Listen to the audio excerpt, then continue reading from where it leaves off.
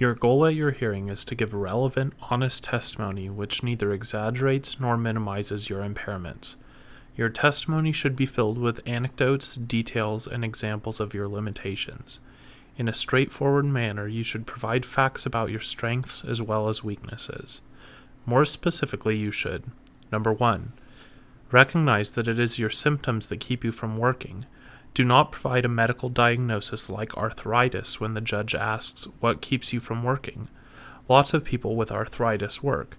Your symptoms and limitations from arthritis are what the judge will want to hear about, not that your doctor says your symptoms are caused by arthritis. Number 2. Describe your pain accurately. Few claimants have disabling pain.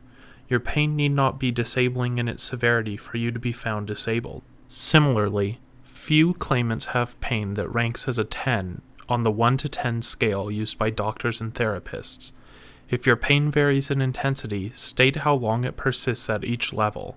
If your pain comes and goes, explain how often this happens. Be precise. Sometimes is not as descriptive as twice a week. Number 3. Describe your limitations. Focus on how your pain prevents you from doing things. Maybe you can't sit, stand, or walk for prolonged periods. Maybe you need to lie down at some point during every 8-hour stretch. Maybe your pain prevents you from consistently concentrating or paying attention. Number 4. Provide examples. Pretend you are talking to an old friend who wants to be brought up to date on the problems caused by your impairment. Explain what you now have to do differently, going through a typical day almost hour by hour. How long are you active and how long do you rest? Do you rest sitting or lying down? Where do you rest?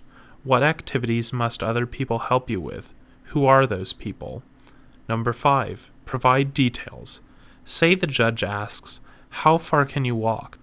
An answer of 2 blocks is not as good an answer as one that provides a lot of detail, such as, "I can't walk more than 2 blocks without stopping to rest. Yesterday I walked to a store a block and a half from my house. Upon arriving, I had a stabbing pain in my back and soon I was limping. I stopped 3 times on the return and once home, sat down and elevated my legs before putting the groceries away."